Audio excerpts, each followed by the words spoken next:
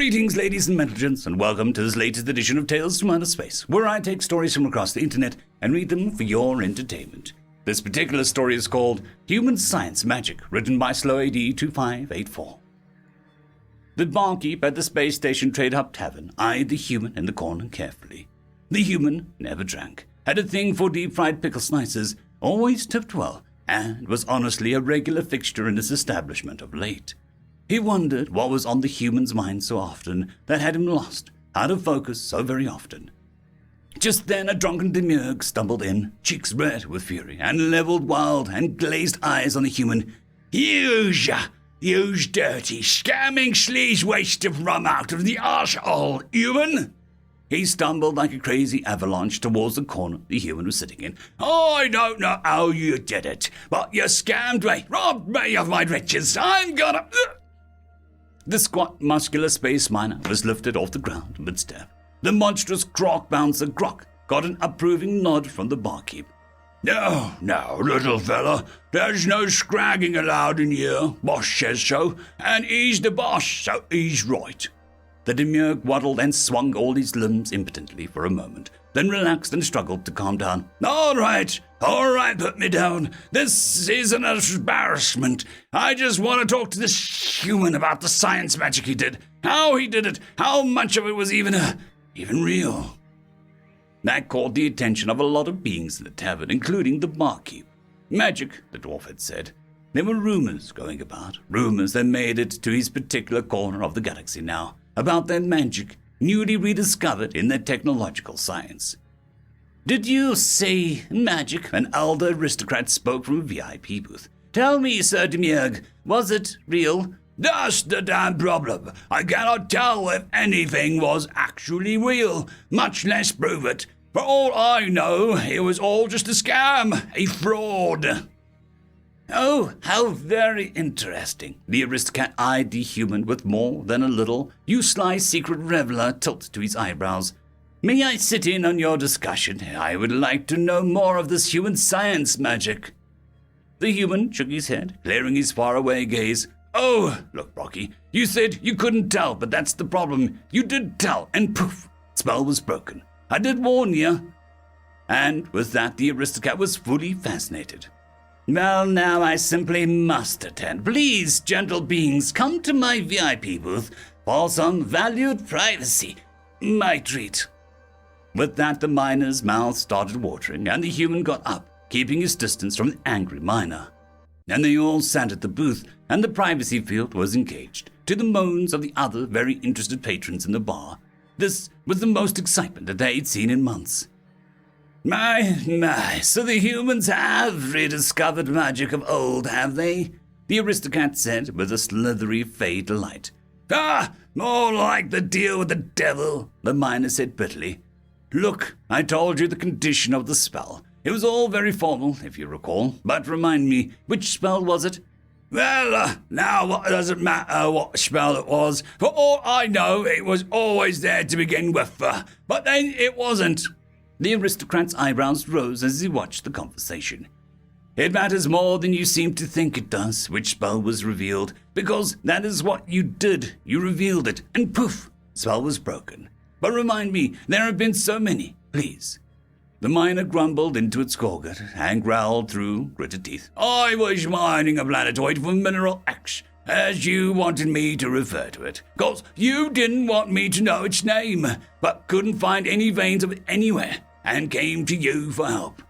The aristocrat's head twitched, and confusion crossed his eyes. This was not old fey magic at all. This was something else. You cast your spell ritual thing and told me to turn my mining rig to the left 33.141 degrees to the left and go for a quarter kilometer. The aristocrat was now deeply interested and leaned in intently. So I did that, and would you know it, struck a vein of Mineral X, the mother loader. I could pay off all my debts and retire with that cargo haul. So I started wondering if that vein of ore was always there, or if human magic made it, and started second-guessing everything. The human nodded. Yes, now I recall. You struck the one and only vein of material anywhere in that planetoid, as far as anyone would have known. But remember, I said not to tell anyone about the spell. You told someone, didn't you? Well, it was driving me nuts, just circling around in my head. So I asked my co-pilot if he thought the mineral's always there or not, and he asked me what I meant. And the moment I mentioned the human spell, the ship lurched, and I checked my cargo hold, and it was stone. Junk rock all of a sudden. The aristocrat plopped back in his lounge sofa, stunned. So you say it was a scam, a trick, some kind of mind talk, some illusion or something. I was robbed of my riches. The aristocrat steepled his fingers, eyeing the close-lipped humans intently. No, I don't think it was. I'm sorry, Brokey, was it? But by all accounts you broke the spell, and it was unmade. But that's the damnable part of it all. As far as anyone can tell, the vein was never there. Even my ship's cargo logs show that I mined and unloaded a bunch of stone. But now you're both indicating that if I'd just kept my mouth shut, just as far as everyone knew, the ore vein was always there, just to begin with, and I'd have been rich.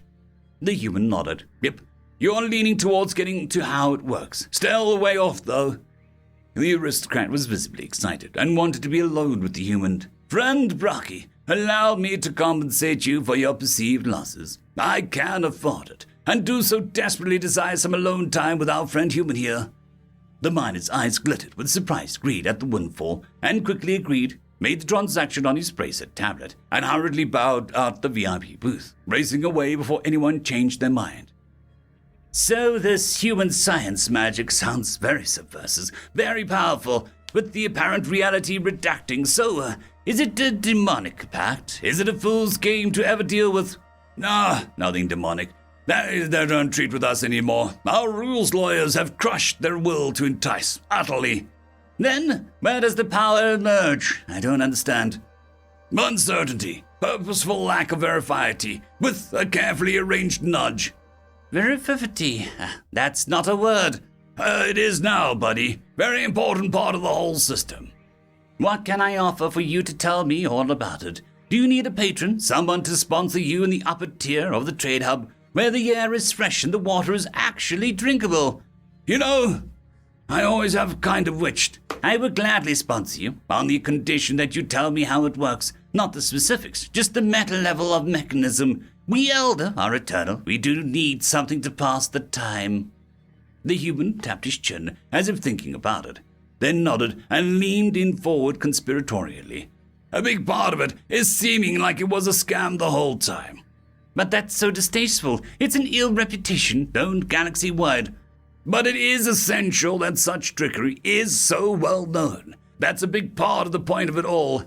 Oh, No, I don't get it. Look, for example, the miner kept wondering if the finding of the unlikely ore of his heart's desire was something I conjured up, or if it was just always there anyways. And if he had just pressed on his own, he would have found it anyway.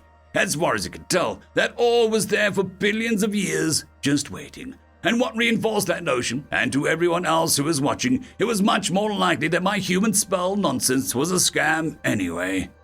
Yes, belief and discarded assumption are one thing in based stage trickery, but even the universe itself thinks that's... I suppose so, but, wait, what? See, the universe never does math, cannot follow up with anything. We do. A conscious mind perceives the universe. There is a way to leverage that. Now granted, our science magic could never successfully turn silver coin into a gold coin right in front of everybody. But what is interesting is the only thing preventing it is that one jerk in the crowd denying it. The universe, it turns out, even in practical physics, relies heavily on that one jerk fact-checking to keep everything running fine-tuned. Interesting. So how do you arrange for no deniers?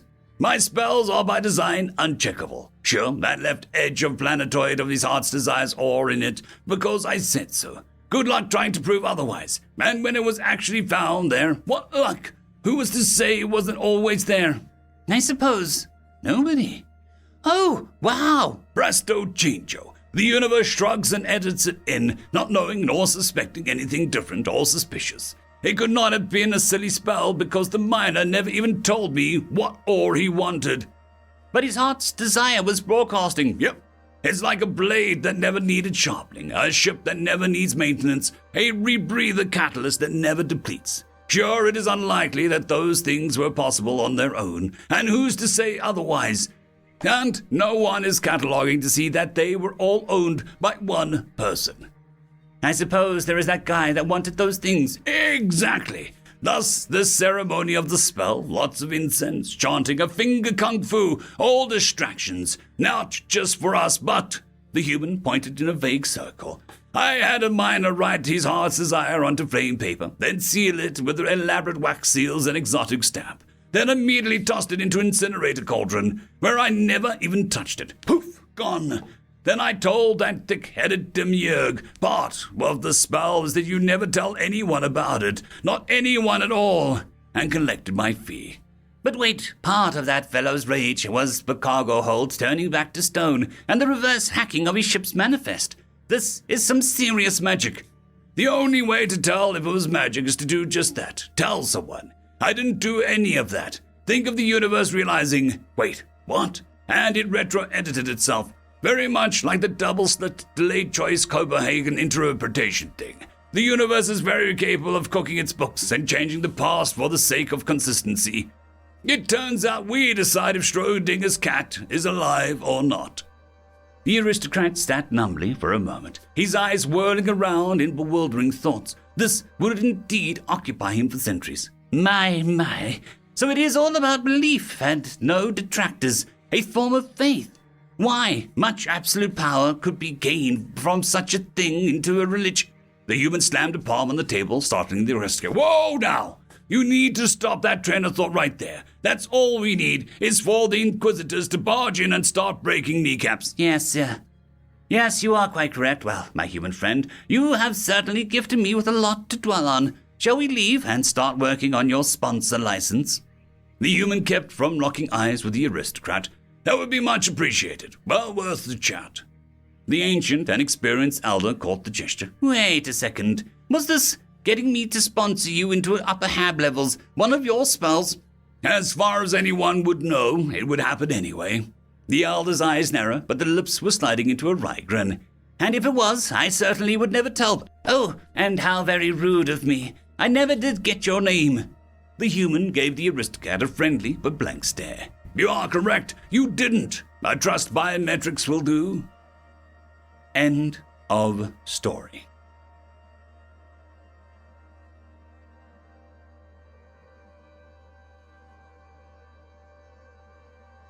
There is a new legend on the horizon. Blueberry Cat has taken the T6 Patreon spot. Thank you very much, and I'm sure that I speak for everyone when I say that.